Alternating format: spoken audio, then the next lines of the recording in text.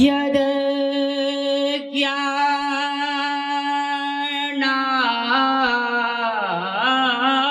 भोत्पत्ति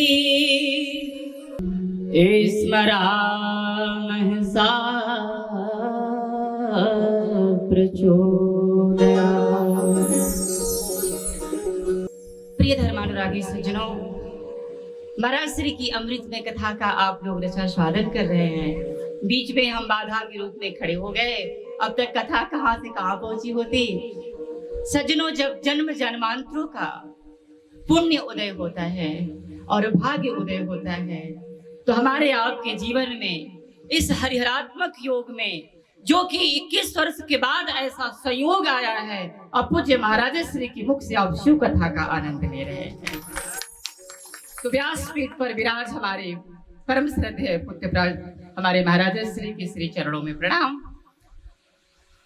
सज्जनों, दुर्लभम मानुषो देहो देहि नाम क्षणभंगुर तत्रापि दुर्लभम मन्ये वैकुंठम प्रिय दर्शनम। यह मानव तन मिलना अत्यंत दुर्लभ है ऋषि पुत्रों, और मिल भी गया तो क्षणभंगुर है। बस थोड़ा सा मुझे विचार करना है कि मेरे जीवन का लक्ष्य क्या है, मेरे जीवन का उद्देश्य क्या है। एक एक क्षण एक एक पल बीतता चला जा रहा है, आयु कम होती जा रही है। आखिर मुझे करना क्या चाहिए?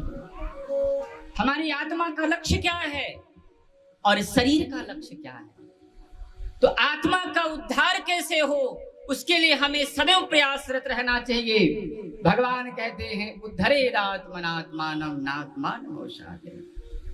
जो मनुष्य अपनी आत्मा के उद्धार के लिए प्रयास नहीं किया, प्रयत्न नहीं किया, वो अधोगति में पड़ता है। जो न तरई भवसागर नर समान अस पाए, शो कृत निंदक मंदमती आत्महंद जाए। इसलिए सज्जनों, आत्मा का उद्धार कैसे होगा? बोले, शरीर के पुष्टि के लिए अन्न की आवश्यकता पड़ती है, तो आत्मा की पुष्टि के लिए मंत्र की आवश्यकता पड़ती है। सज्जनों, आप भाग्यशाली हैं। समय बहुत कम है, क्या बोलूं क्या न बोलूं। बस इतना कहूंगा कि भगवान का स्थान कहाँ है। साक्षात भगवान श्री हरि ने नारद जी से कहा, नाहं वसामि वैकुंठे योगिनां हृदयेन च मद्भक्ता यत्र गायन्ति तत्र तिष्ठामि नारद। मैं रहता कहाँ हूँ? बोले, मुझे न तो वैकुंठ में पाओगे न क्षीर सागर में पाओगे, लेकिन श्रद्धा भाव से जहां पूज्य महाराज श्री की कथा सुनोगे, जहां भगवत चर्चा होगी, वही मैं विराजमान रहता हूं। तत्र तिष्ठामि नारद, वही मुझे प्राप्त करो। इसलिए सज्जनों, अधिक ना बोलते हुए मैं एक ही बात कहूंगा कि जीवन में एकाग्रता होनी चाहिए, तन्मयता होना चाहिए, स्थिरता होनी चाहिए। जब तक हम एक निष्ठ नहीं होंगे, आज यहाँ कल वहां भटकने की आवश्यकता नहीं है।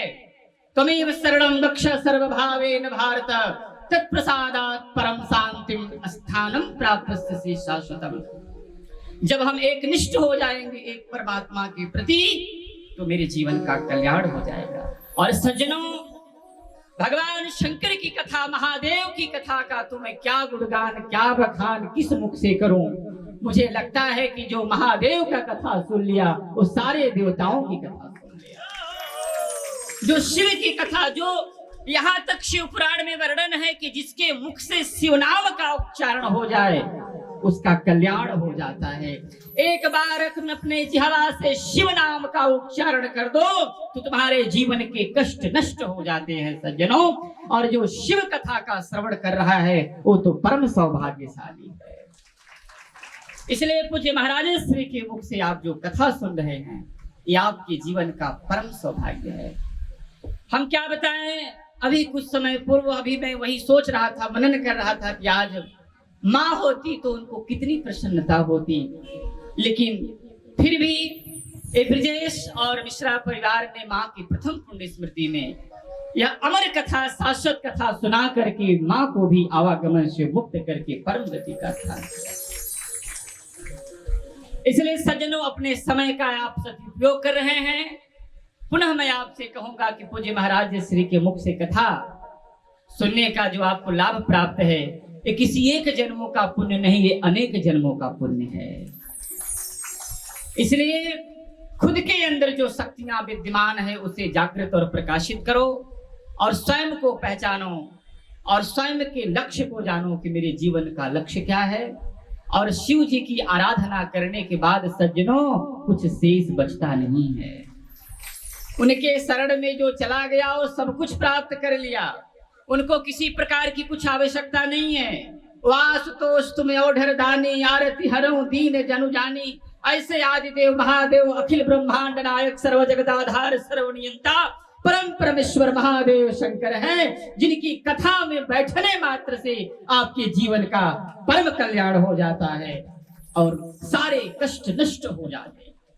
दो शब्दों में भी बोलूं कि हमारे परम श्रद्धेय बाबूजी जो कि नागपुर में अनेक बार मुझे बुलाए, आज मुझे बड़ी खुशी है सबसे मिलकर और सबको अपने आंखों से देख करके मुझे बहुत हर्ष है।